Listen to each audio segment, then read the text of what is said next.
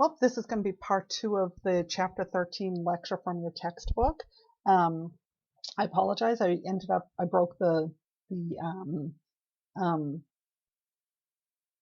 lecture up into any way I was going to anyway. So let's finish up. I was wrong. I didn't. The slide is further along in the deck, and I just had forgotten where it was and didn't want to not have it. So we just ended here where we saw the quadrant analysis of dual parameters. So let's talk a little bit about specimen preparation. Specimens should be collected in EDTA, whole blood, if the specimen gets processed within, just over a day. That's for whole blood. EDTA is great at preserving morphology of cells, but not as good for longer term storage. And by long term, I mean over 30 hours, not forever. Bone marrow, on the other hand, is not a recollectible specimen.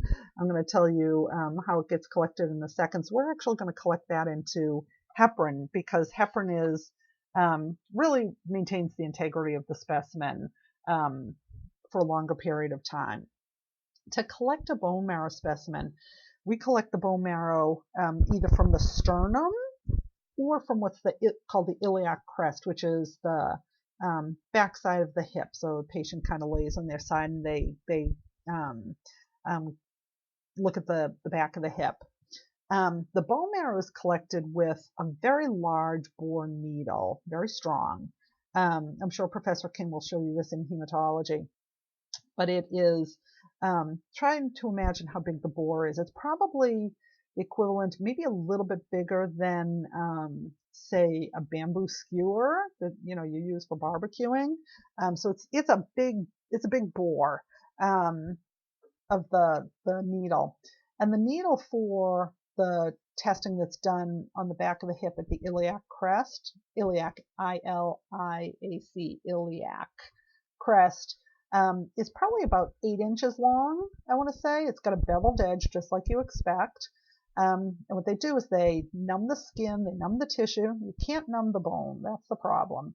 And so it's not a lot of nerves once you get into the bone, but getting through it, it's, you feel some pressure. The bone, you don't really feel nerves. Doesn't mean it's painless, but if it's done well, it's more a lot of pressure than real pain. At least that's what the doctors tell me. I've never had one done. Not good. So they take the needle, this very large needle, and they insert it in through the skin. They make a little incision, insert through the skin, and then they turn the needle like turning a corkscrew. And the bevel of the needle is very sharp, and you get to the bone, and you turn to enter into the bone. At that point, you can take a little bit of that bone out. It's a biopsy at that point. You have a little bit of bone that's up in the core. You can take that bone out,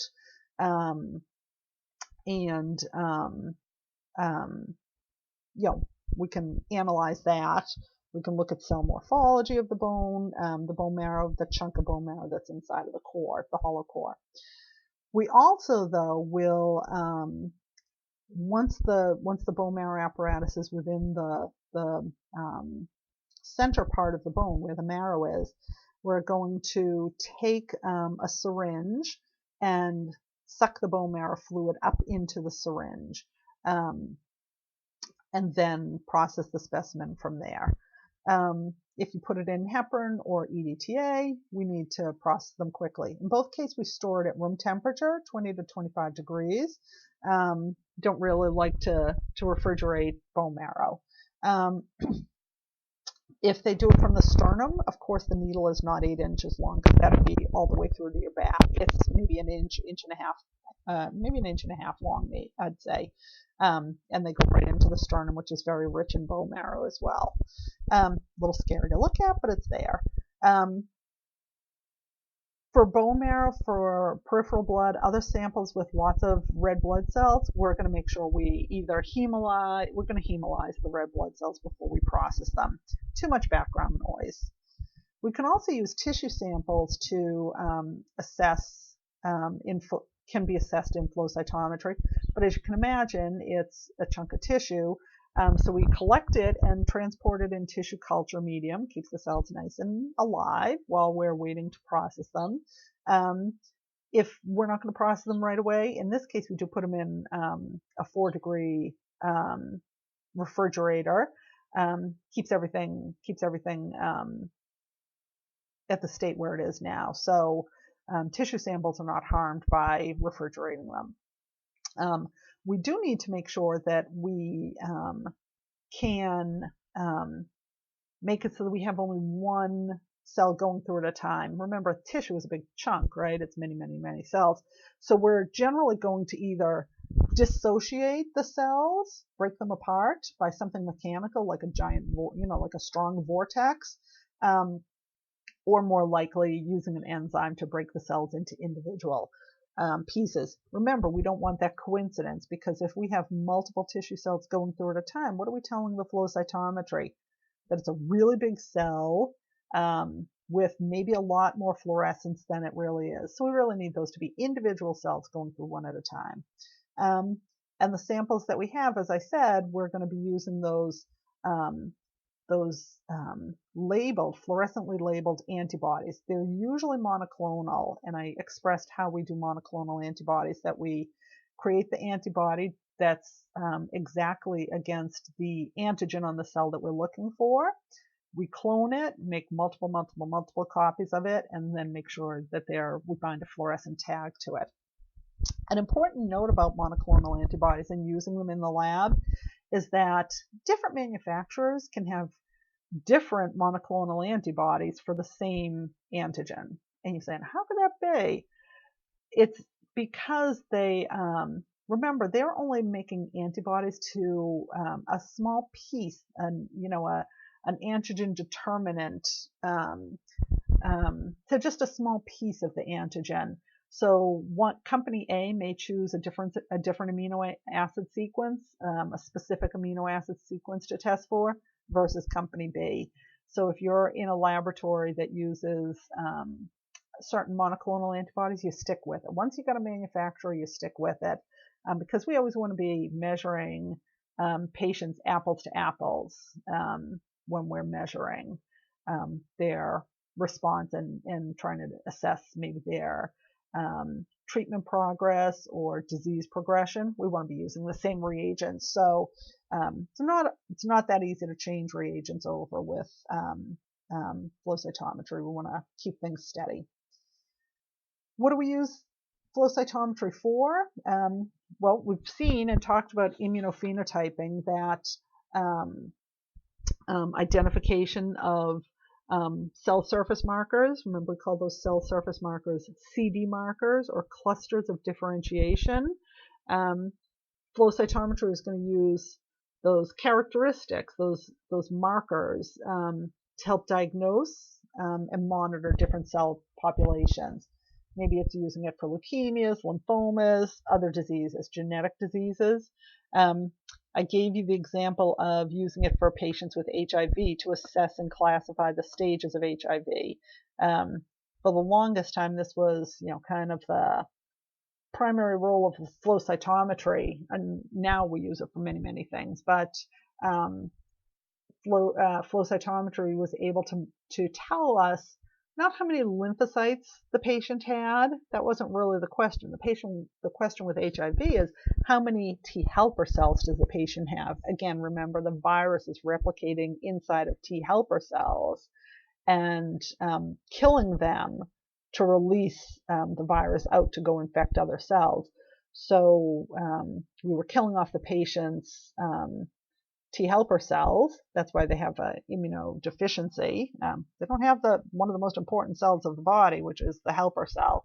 They were killing off the viruses were killing off all the T helper cells in order to replicate and create a little, army of viruses. So we were able to monitor how many T helper cells someone has in order to assess the stages of the disease, or how well our treatment is going for people with HIV. We can also use it to enumerate things like CD34 positive stem cells in stem cell transplants. As you're collecting specimens for stem cell transplant, whether it's autologous or an allo transplant, as we're collecting the stem cells, we have to know how many we are collecting, so we can look for cells that have CD34 markers. And if you look in your book on page 199, CD34 is for all hematopoietic progenitor cells, those early precursor cells, so stem cells. What happens in a stem cell transplant is the patient's body, through chemotherapy and radiation, a variety of methods, we kill off the patient's entire bone marrow. And we have to give them back stem cells to repopulate their bone marrow. So if we're collecting them, we have to have enough to give them back to repopulate their entire immune system, or their entire hematopoietic system. So being able to enumerate CD34 in stem cell transplants are important. Also, after stem cell transplant, or after a bone marrow transplant, whatever it is we're doing, we want to be able to monitor what cells are repopulating the bone marrow. They don't all come back at the same time, unfortunately. You have to wait a period of time. Neutrophils are the first cell population to come back, so we can be looking for markers for neutrophils, maybe something like CD33 for myeloid cells. And we can see once the cells get CD33 markers, then we're looking for that. Then we're going to look maybe for some lymphocytic, B and T cell lymphocytes and leukocyte, thrombocytes, platelets. So we're going to be watching those cell lines come back even before we see it in a peripheral count. We also have the capacity to use flow cytometry to look at some of the DNA content of the patient's sample, or even the ploidy, or the differentiation of tumor cells. Are we looking at a single type of tumor cell, or are we looking at multiple different types of characteristics of tumor cells within the same host? Can use it to help diagnose inherited diseases, again based on cell characteristics. So if we look at tables 13-2, we can see how they are used to identify different kinds of, these are mostly leukemias here. I think they are actually all in this book, but we can actually do this also for inherited disease states. And finally, we can look at detecting subsets of disease to target treatment. But again, if you look at table 13-2, you'll see that at the bottom of, say, page 201, acute myelogenous leukemia, based on which CD markers are found and how we pair them up, it's going to tell us exactly what the cell type is, and we can use that to determine how well the treatment is going to be. Maybe we have a specific chemotherapeutic drug that we use for one form of AML versus another. And so we can target treatment. We can give a prognosis. We can give a better prognosis. All acute myelogenous leukemia is not the same. And they give several different examples there. Poorly differentiated, some of those that include basophils and mast cells, promonocytic cell lines. So we have different kinds, and they're going to be treated different ways. So this is kind of the power of flow cytometry. Clinically, how do we use that? As I said, again, we use those monoclonal antibodies we've been talking about, and then that we see in table 13-1, and then we use them together in the ways we see expressed on table 13-2. Take a look at those. I want you to understand them. Some of these you'd say, oh my God, how am I ever going to remember it? We're going to go through the most common antibodies that get used. That's going to always point you in the direction of what we're looking at. And so I have to tell you that this, I had thought I changed it. Maybe I hadn't. This might be a different version when I just pulled this back up. So I apologize. Right. Whoops. I just went past it. Here. This, it said leukocytes and it wasn't. This is hematopoietic cells. Okay. There we go. I wanted to correct that right away. It's on. I know it's correct on the version that you have. At least I hope it is. Let's not make sure you correct it. So common antibodies. CD45 is found on all hematopoietic cells that are not stem cells. CD3 are found on T cells. CD4 are primarily found on T helper cells that we just saw if you look in the book. They're also found on things like monocytes and macrophages. CD8 are found primarily on cytotoxic T cells.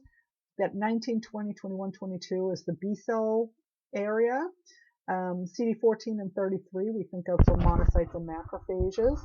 CD34 is that hematopoietic stem cell marker, and CD41 and 61 are our platelet markers. This was the slide I was looking for. So let's take a look at how a really simple example of how we can start with just, looking at one giant cell population, narrow it down to be able to identify specific cells that the patient has. So in this case, we did a flow cytometry, and we asked the flow cytometer computer to analyze the data of side scatter versus CD45. There's our CD45 positive cells. I want to look at all of those because I want to look at all the CD45 cells because they are hematopoietic cells, right? So I'm going to take this CD45 population. I don't care if it's high fluorescing or low fluorescing. No, it's all high fluorescing. I don't care what the amount of side scatter it has.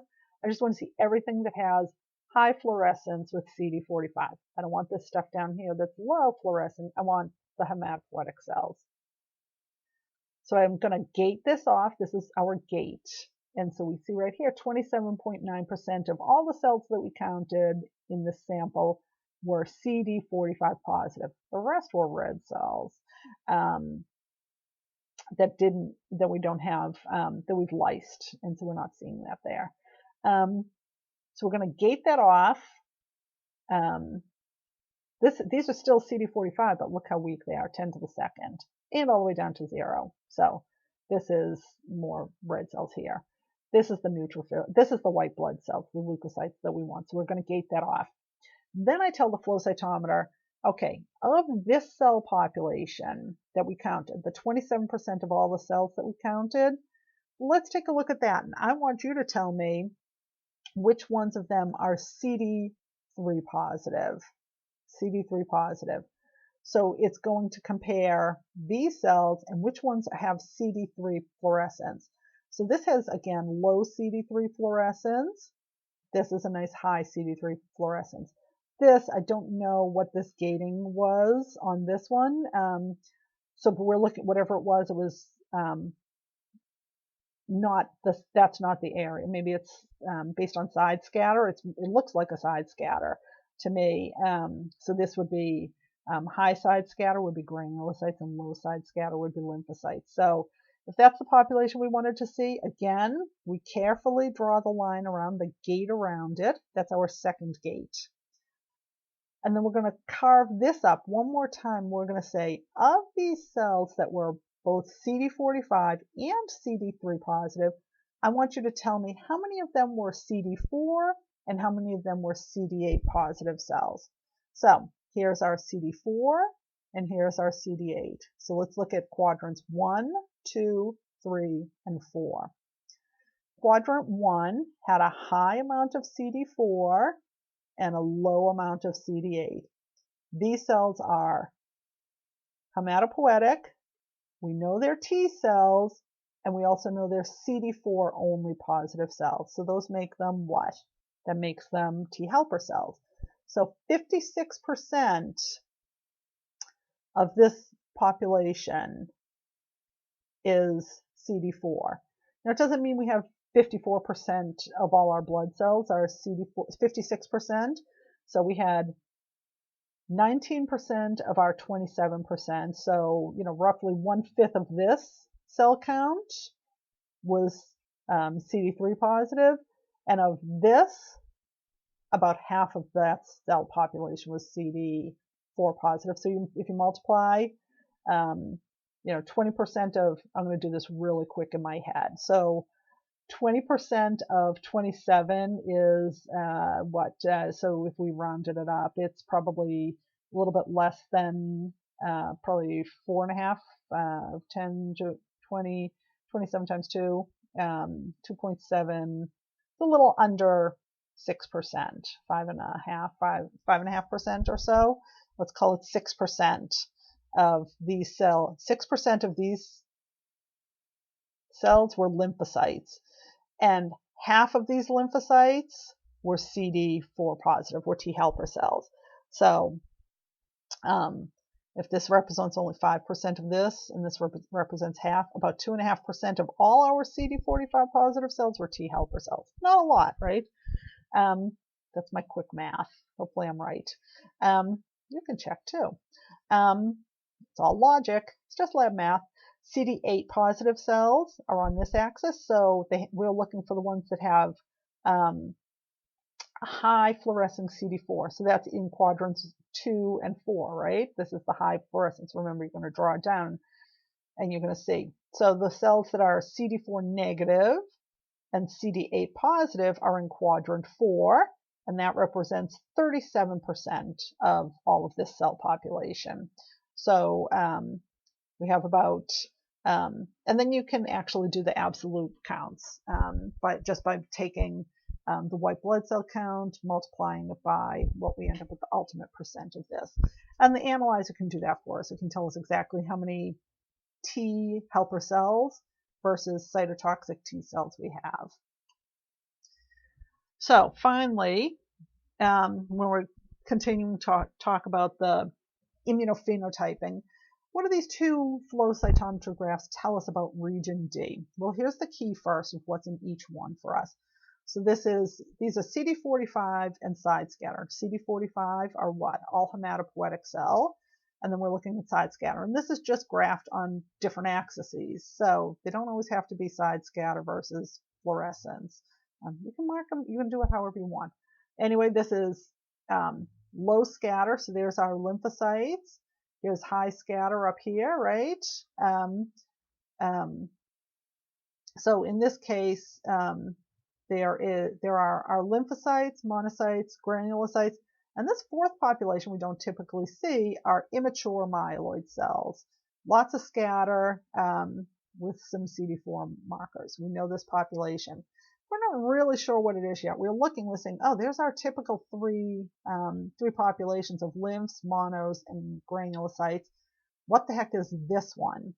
And so we have a sense on what it is based on the cell size, the cell scatter, and anything else we've seen before.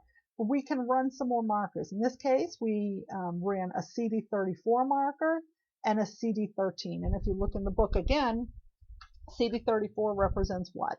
Hematopoietic stem cells, right? CD13, if you look in your textbook, represents myeloid cells. So we're looking at, or myelomonocytic cells, I should say.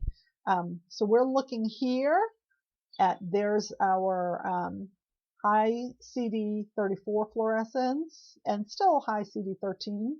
These are stem cells, and these are immature granulocytes.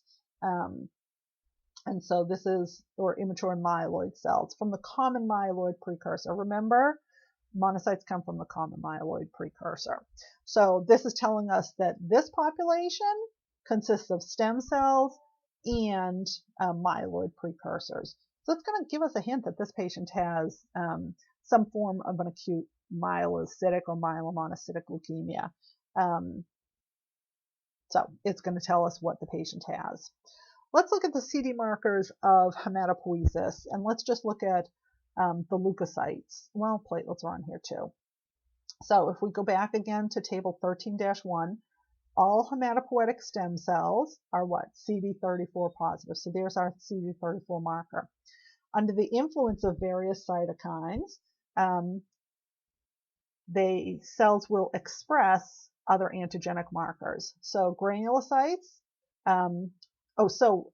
as they mature and develop, they develop CD45. They lose their CD34, and they develop a CD45 antigenic marker. So all of our cell lines here are showing CD45. These are because CD45 is what? All hematopoietic cells. Under the influence of cytokines, granulocytes start to develop and express CD15, monocytes express CD14, T lymphocytes develop that CD3, B lymphocytes develop that CD19, kind of 19, 20, 21 region, and platelets develop CD61. If we wanted to look at the lymphocytes, the T lymphocytes further, again, under the action of cytokines, these further differentiate into, we still have CD45 on our cells, we still have CD3, and when they are developing to T helper cells, we develop and express CD4 antigens on the cell surface. Cytotoxic T cells have the 45, the 3, and CD8. That's a hallmark of cytotoxic T cells. And activated T cells have CD45 and CD3, and when they're activated, they develop and express a CD25 marker. So you can see we can start to look independently by testing a patient's blood with antibodies to different CD markers, how we can identify what the cell types. And it's just by adding the fluorescent antibodies, doing forward scatter and side scatter and fluorescent scatter, and charting them on different kinds of graphs to examine them to tell us what a patient has. So that's it for flow cytometry. Let's move quickly into immunoassay automation. The purpose is to reduce errors. It's more accurate and precise. No human error, not a lot of human error. Requires fewer staff. Doesn't mean your job is gone, but what it does mean is you do more sophisticated work, more interpretive work. You can see when I was showing you how flow cytometry is not a fully automated thing. It definitely requires very skilled laboratory technologist intervention. Immunoassay automation is really helpful because it saves on some of the most expensive things. We're not repeating specimen because of pipetting errors, or less likely that our controls are going to be out. We do fewer, we have to do fewer manual steps with technician time, which is the expensive part of this. There are a couple of different kinds of automated analyzers, batch analyzers and random access. So the difference between them really is a batch analyzer is kind of churning out one specimen, one test type at a time. So fewer and fewer of these batch analyzers are used. We tend to use more random access analyzers. But if we were doing there's a machine that just does sed rates. And so they're just pumping out sed rates. That's all they do. But we can test a bunch of different samples at the same time, different patients. I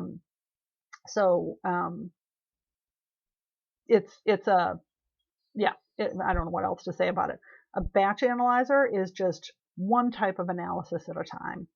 A random access analyzer is far more helpful in that it can perform many different tests on many different samples all at the same time. So we can, aspirate a sample up one time and start looking at different parameters. And then we go on to the next sample and we aspirate the next sample up, and that's being counted as well. So it's a faster process, and we can do, the analyzer can do many things at once. A lot of multitasking. The automated process tends to be things like that are time consuming.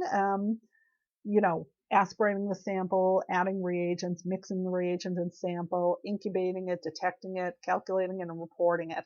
The reporting part's the part that the analyzer can tell you what result it gets. It's up to you to decide if it makes sense. There are rules in the laboratory that sometimes tests are incompatible with life. And you know that someone's not dead. So, for example, it has to make sense. And so you learn as a technologist to develop that information of what makes sense and what doesn't, what needs to be repeated, what doesn't, what do we need to do an intervention on and what doesn't. It's an important part of our work. Equally important, when we're bringing immunoassays online, we have to assess a number of things before we put that instrument into service. We're going to do some validation testing. We're going to make sure it works properly. The most important first step is to make sure that the test is accurate.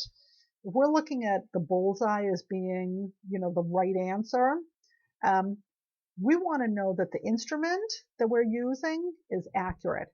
The test is going to measure what we claim it measures.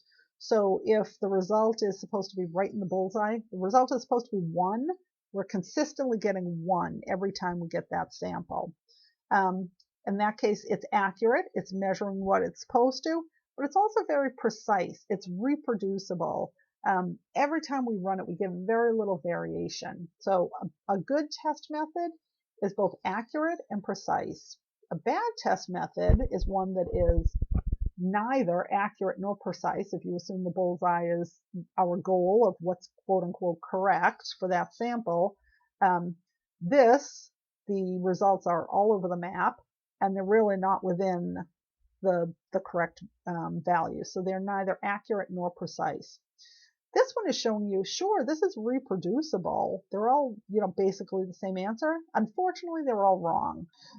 So this is also precise but not accurate. Is also not a good test methodology. Precise and accurate, that's the sweet spot we're looking for. And then we also, during validation, look at just a couple more things. We look at how sensitive is the analyzer. What's the lowest amount of anything that we can detect? We want to detect, if we're looking for a specific analyte within a patient's specimen, we want to find it to the lowest amount possible. Sometimes the presence or absence of a specific analyte can tell you an awful lot about a patient's disease or health. So when we gave the example of HIV, very, very few T helper cells. It's important for us to know if there's any or virtually none. And then to be able to monitor as it comes back in very, very low quantities. It's important to know. So they have to be highly sensitive, able to measure really down to very small detectable amounts. They also have to be very specific. They have to have what we call analytic specificity.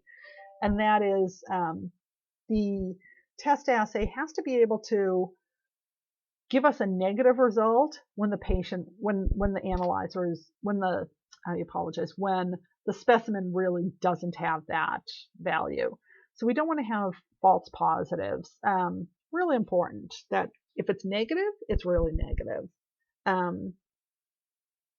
Let's see. We have to be able to have an instrument that has a good reportable range. That is, that we're able to generate a positive result. Make sure that we know that an analyzer is properly testing for it when the patient really has that result. And it's a range of values. If we can only consistently report something within a very small reportable range, it's awfully hard to, there's a lot of variability between patient to patient. And so the range of specimens has to be robust enough for us to be able to get a true positive result in a number of different patients and under different circumstances. So that reportable range has to be wide enough to encompass, to be able to report positive results on everyone that really is positive. Linearity limits really is just talking about an instrument's ability to give a result without further intervention. At some point, sometimes things are very high, counts are very high or very low. An analyte's analysis is very high or very low outside of the linearity limits of the instrument, the point that the instrument is giving correct information. For example, if we're doing a cell count and it's very, very high, and it exceeds the instrument's upper level of acceptable reporting values, we don't just say, oh, it's greater than so much. We do a dilution on it, and then we come in and multiply the dilution times 2 or 4, or whatever the dilution factor is. If it's very low, maybe we need to repeat it by an alternate test method. So linearity is kind of the acceptable limits for what the analyzer can accurately report without further intervention. And then this should be in red here. Reference interval is what we consider the normal range, the range of values found in healthy individuals who don't have the condition that's detected by the assay. Again, not found in the normal population. This reference range or normal value is used to tell us what, if you get a result in this range, in this quote unquote reference range or normal value range, you don't have, your test is negative or normal. And that's it. Let me know if you have any questions, and we'll talk again soon. Thanks.